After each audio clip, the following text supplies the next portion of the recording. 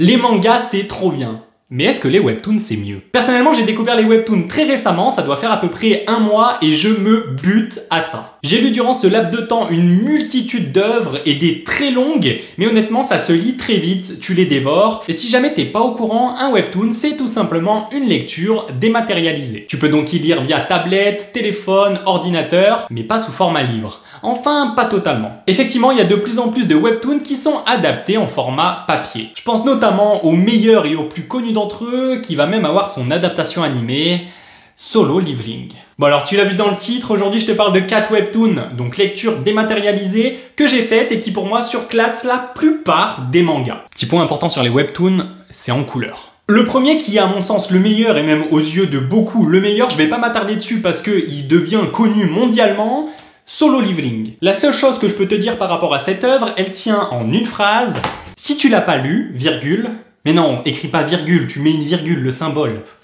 Si tu l'as pas lu, virgule, lis-le. Un personnage captivant, absolument charismatique, sûrement l'un des plus charismatiques, toute œuvre que j'ai pu lire dans ma vie confondue, une histoire avec un power-up de malade, bref, c'est incroyable et les dessins n'en parlons pas. Ah si, j'ai quand même quelque chose de vachement important à te dire sur Solo Leveling. Actuellement, en format papier, il y a 10 tomes qui représentent 122 chapitres. C'est tout. Et il va falloir attendre sûrement 2024, voire peut-être même 2025 pour avoir l'intégrale de cette œuvre. Et le vrai avantage que tu vas avoir avec le webtoon, donc le format digitalisé, c'est que Solo Leveling, il est terminé. Ce que j'entends par là, c'est que tu peux tout simplement aller sur Verytoon, acheter le pack à 40 € pour avoir les 179 chapitres de l'œuvre, et tu peux connaître la fin de ce banger. Et je te vois venir, t'es en train de te dire 40 € c'est quand même un peu cher. Écoute, un seul tome de Solo Leveling coûte 15 €. Donc 3 tomes de Solo Leveling, ça fait 45 €. Pour moins cher, tu peux avoir l'intégrale et connaître cette histoire de malade. Donc honnêtement, fonce. Le deuxième webtoon dont je vais te parler... De quoi? Je suis un peu trop près? Le deuxième webtoon dont je vais te parler, c'est The Beginning After the End. Là, on va retrouver un personnage qui va être encore plus charismatique que Sung Jin-woo, aka l'héros principal de Solo Leveling.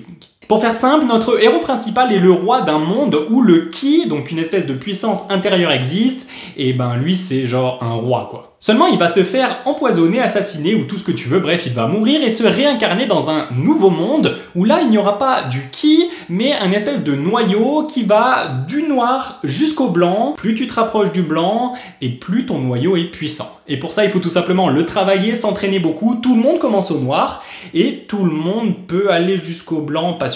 Il y en a très peu, très peu. Bon, ce système de noyau, c'est juste pour créer une hiérarchie dans l'œuvre, mais c'est vraiment très bien fait. Et le héros, on le voit tout bébé, tout petit, tout minuscule, et on le voit grandir, et honnêtement, en termes de temporalité, c'est super bien fait. C'est pas trop long quand il est enfant, mais c'est pas non plus trop court. Le personnage est vachement bien développé. Le power-up, il est également vraiment incroyable. Et pareil, en termes de temporalité, de chronologie, ça se fait bien, quoi. Il est pas trop fort tout de suite, mais d'un autre côté, il est tout le temps quand même un peu fort. C'est trop bien. Si t'as aimé Solo Leveling, je peux que te conseiller d'aller voir The Beginning After the End. Il y a à l'heure actuelle 174 €, information à prendre avec des pincettes parce que je me rappelle pas exactement, mais dans ces eaux-là. Et la série est encore en cours. Passons à la troisième histoire que je considère comme étant une masterclass, tout comme les deux premières. Et à mes yeux, elle est également meilleure que la plupart des mangas que j'ai lus. Skeleton Soldier. Bon alors le vrai nom est légèrement plus long, mais je me rappelle plus exactement comment il s'appelle. Là l'histoire est une nouvelle fois très similaire avec les deux précédentes, mais c'est pour ça que je vous la présente tout simplement. On va suivre l'histoire d'un squelette qui se fait invoquer par une nécromancienne de très bas niveau, et la nécromancienne va se faire tuer instantanément. Et le squelette, il va se faire tuer instantanément. Mais il revient à la vie. Et ça, continuellement. Effectivement, à chaque fois qu'il meurt, il revient dans le passé, mais il garde ses compétences et ses connaissances. Et la nécromancienne qu'il essaye de protéger revient également à la vie à chaque fois. On a donc un personnage assez charismatique qui va avoir une soif énorme de puissance pour pouvoir protéger sa petite nécromancienne. Et de vie en vie, enfin de mort en mort, il va tout simplement progresser jusqu'à un stade faramineux et c'est incroyable. Encore une fois, je vous régale, je suis pas en train de vous servir une œuvre qui vient de débuter, là je vous parle d'un manga qui a plus de 200 chapitres, le nombre exact juste là. Tu vas donc pouvoir te régaler, savourer ta lecture en scrollant pendant des heures et des heures avant d'arriver malheureusement au dernier chapitre qui n'est pas le dernier chapitre de la série parce qu'elle est encore en cours. Et oui, il faudra donc attendre encore quelques mois, voire quelques années pour connaître la fin de cette masterclass. Passons à la 4e œuvre, et là on va parler de zombies. Oh ça va, taisez-vous, taisez-vous.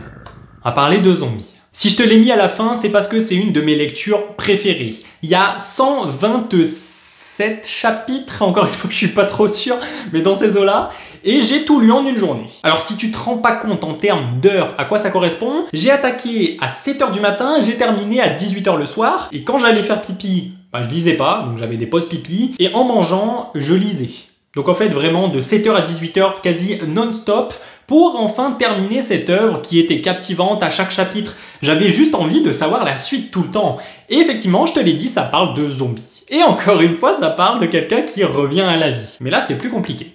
Une apocalypse zombie arrive sur la Terre et on va devoir survivre un petit peu comme dans Walking Dead. Le héros principal, quelqu'un d'assez fort, d'assez musclé et surtout d'assez intelligent, va survivre pendant plusieurs années avant de trouver la mort, non pas de la main, enfin de la bouche d'un zombie, mais de la main d'un homme. Il se fait appeler le boucher. Mais la mort n'a pas eu raison de lui parce qu'il se réveille 6 mois avant le début de cette apocalypse. Et je vous l'ai dit, ce mec il est intelligent. Il sait que l'apocalypse va arriver, il a cette connaissance en lui maintenant. Il va donc faire des prêts bancaires auprès de toutes les banques possibles et imaginables, s'acheter une maison avec panneaux solaires pour pouvoir avoir tout simplement des ressources tout le temps, acheter des trucs qui se périment X années plus tard pour pouvoir survivre, et il va avoir un but en tête, tuer le boucher.